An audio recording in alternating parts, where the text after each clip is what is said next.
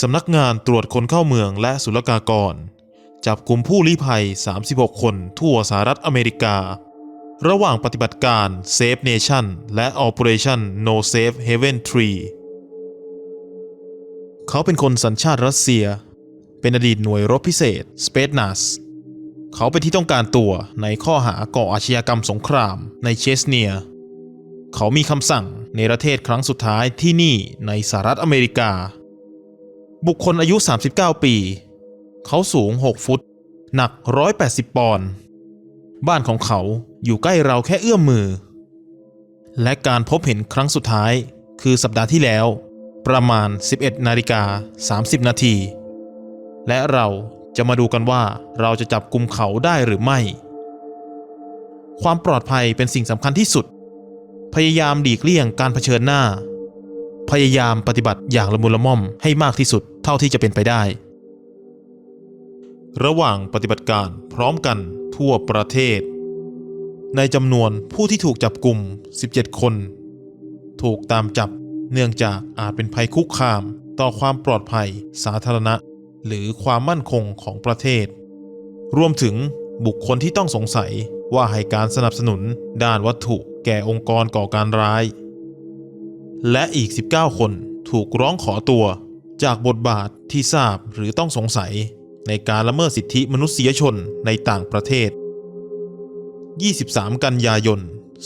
2016 วอชิงตัน ดีซีระหว่างปฏิบัติการที่สรุปเมื่อวันพุธโครงการปฏิบัติการผู้ลี้ภัยแห่งชาติของสำนักงานตรวจคนเข้าเมืองและศุลกากรจับกุมผู้ลี้ภัยโดยประสานงานกับหน่วยงานผู้ฝ่าฝืนสิทธิมนุษยชนและศูนย์อาชญากรรมสงคราม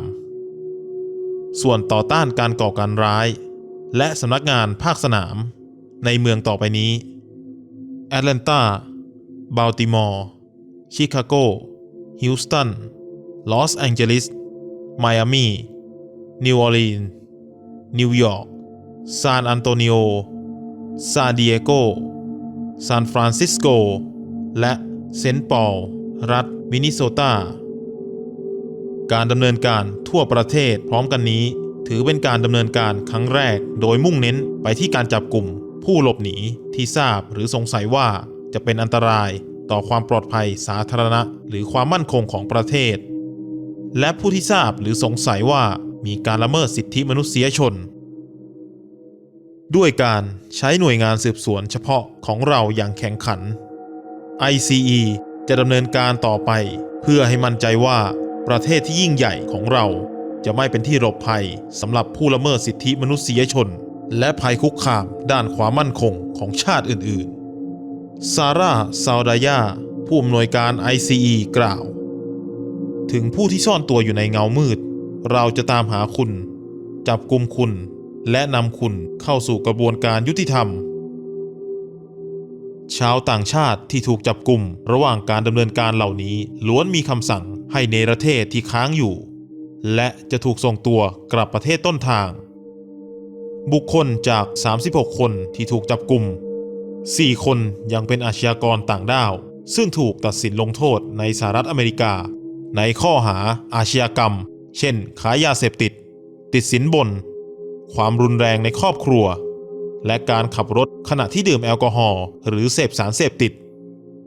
ผู้ที่ถูกจับกุมระหว่างปฏิบัติการ Safe Nation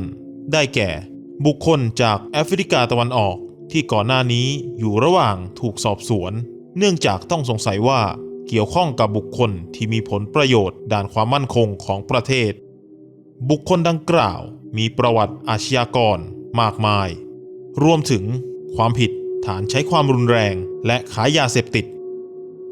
บุคคล3คนจากเอเชียใต้ที่ทราบหรือสงสัยว่าได้ให้การสนับสนุนทางวัตถุแก่องค์กรก่อการร้ายที่สมาชิกมีส่วนร่วมในการลอบสังหารและใช้วัตถุระเบิดและอาวุธปืนเพื่อสร้างอันตรายต่อผู้คนและทำลายทรัพย์สินบุคคลจากแอฟริกาเหนือที่ถูกสงสัยว่าเกี่ยวข้องกับการก่อการร้ายระหว่างประเทศและถูกตัดสินว่ามีความผิดในคดีที่เกี่ยวข้องกับความพยายามนำเข้าสารควบคุมมายังสหรัฐอเมริกาผู้ที่ถูกจับกุม ระหว่าง Operation No Safe Haven 3 เนื่องจากทราบหรือสงสัยว่ามีการละเมิดสิทธิมนุษยชนได้แก่ บุคคล 3 คนจากประเทศจีนที่มีส่วนช่วยเหลือในการบังคับทำหมันและบังคับทำแท้งแก่ผู้ที่ตกเป็นเหยื่อ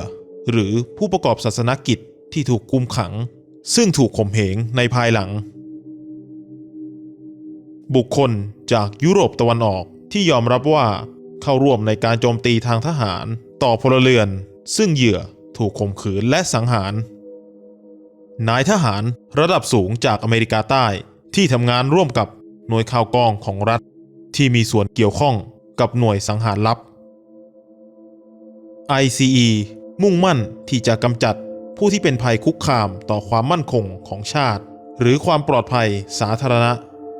รวมถึงผู้ละเมิดสิทธิมนุษยชนที่แสวงหาที่หลบภัยในสหรัฐอเมริกา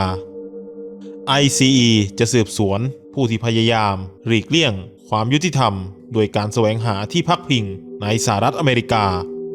รวมถึงบุคคลต้องสงสัยว่าให้การสนับสนุนด้านวัตถุแก่องค์กรก่อการร้ายการโจรกรรมหรือการละเมิดการส่งออกและผู้ที่ทราบหรือสงสัยว่ามีส่วนร่วมในการข่มเหงอาชญากรรมสงครามการฆ่าล้างเผ่าพันธุ์การทรมานการวิสามัญฆาตกรรมและการใช้งานหรือการเกณฑ์ทหารเด็กทีมปฏิบัติการผู้ลี้ภัยของสำนักงานตรวจคนเข้าเมืองและศุลกากรดำเนินกิจกรรมการสืบสวนสอบสวนทุกวันเพื่อระบุค้นหาและจับกลุ่มและแสดงให้เห็นถึงภัยคุกคามที่เพิ่มสูงขึ้นต่อความปลอดภัยสาธารณะและความมั่นคงของชาติความพยายามของทีมงานเหล่านี้ส่งผลให้มีการจับกลุ่มหลายร้อยครั้งต่อสัปดาห์ทั้งจากปฏิบัติการประจำวันและปฏิบัติการที่จะตั้งขึ้นศูนย์วิเคราะห์อาชญากรรมและกำหนดเป้าหมายแห่งชาติของ ICE ให้การสนับสนุนการสืบสวนที่สำคัญสำหรับปฏิบัติการนี้รวมถึงการวิเคราะห์อาชญากรรมและข่าวกรอง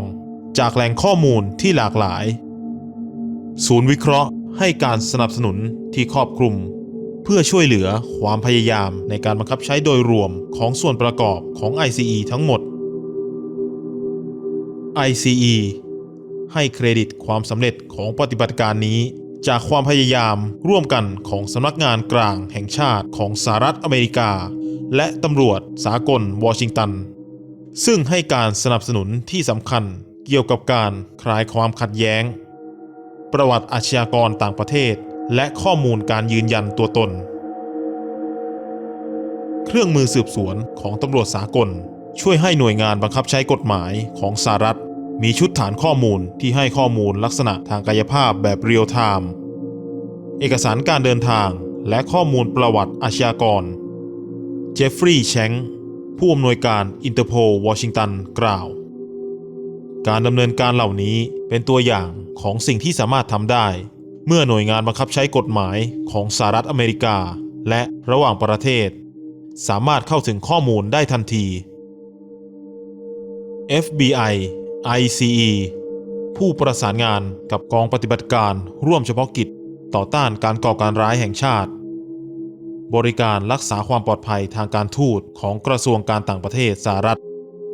สำนักงานตรวจคนเข้าเมืองและสัญชาติสำนักงานศุลกากรและป้องกันชายแดนสหรัฐและกระทรวงยุติธรรมสหรัฐซึ่งมีเจ้าหน้าที่และบุคลากรให้ความช่วยเหลือด้านการสืบสวนที่สำคัญในการปฏิบัติตามความปลอดภัยสาธารณะทั่วไปเหล่านี้และเป้าหมายความมั่นคงของชาติกับ ICE ก็เป็นกุญแจสู่ความสำเร็จของปฏิบัติการเหล่านี้เช่นกัน U.S. Immigration and Customs Enforcement ถ่ายภาพโดยรอน โรเจอร์สเรียบเรียงและแปลโดยวนาลี ฮันเตอร์ And he has a final order of deportation here in the United States. His residence is behind us, and subject is 39 years old. He's 6 foot, 180 pounds, and last known sighting was last week about 11:30, and we'll see if we can apprehend him. And safety is paramount. and to try to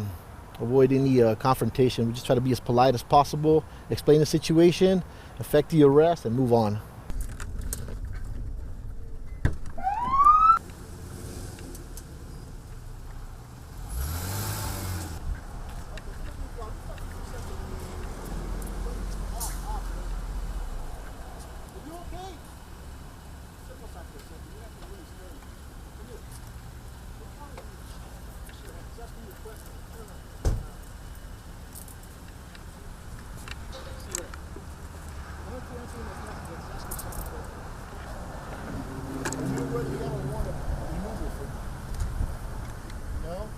You have any travel documents in your possession?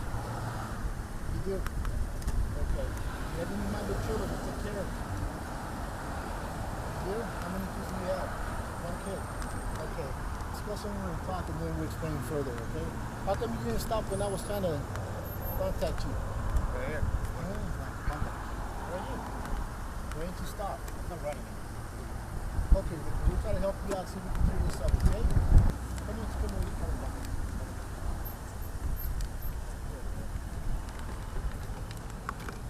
Is there anything that Victor might want from in here? Victor, is there anything you might need? Do you have everything? Sure. Yeah, please. Yeah, no, just put them in there. Oh, you can? Yeah. I thought it was in there and then we'll do the rest of it. Yeah. Just let him sit there. Down for the leg and do the rest of it.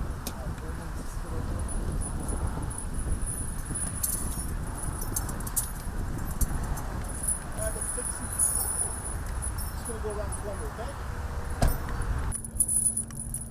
With the keys, I'm gonna have the thing to put it in. Yeah. That's what I was doing. Is that good?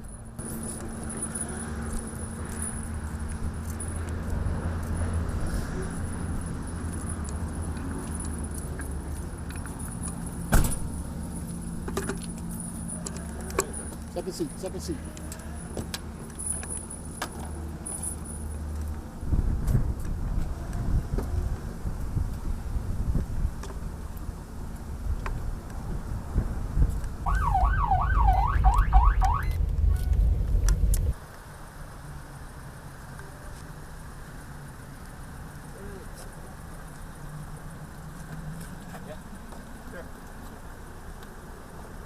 Put your wallet on top of it.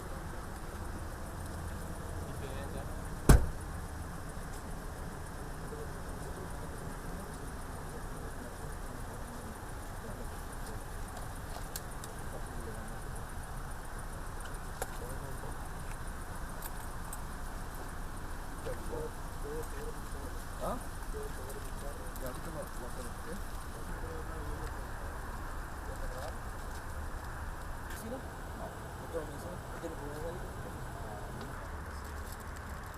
What's the other stuff? ¿Qué es esto? Toothpick. ¿Y eso?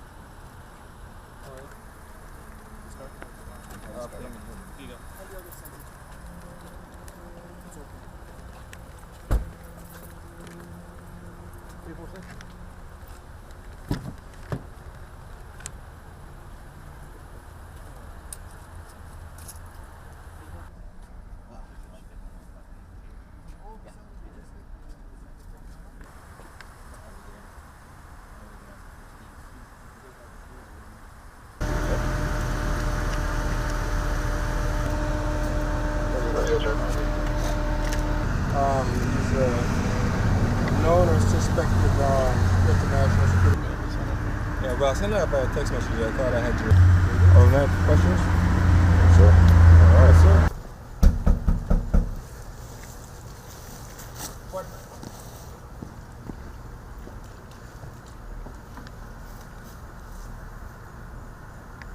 Talk to you real quick. Thank you. I have some officers. We'll explain in just a second.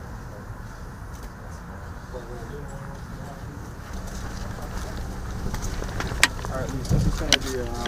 driving you that way. You have some change? You have some change?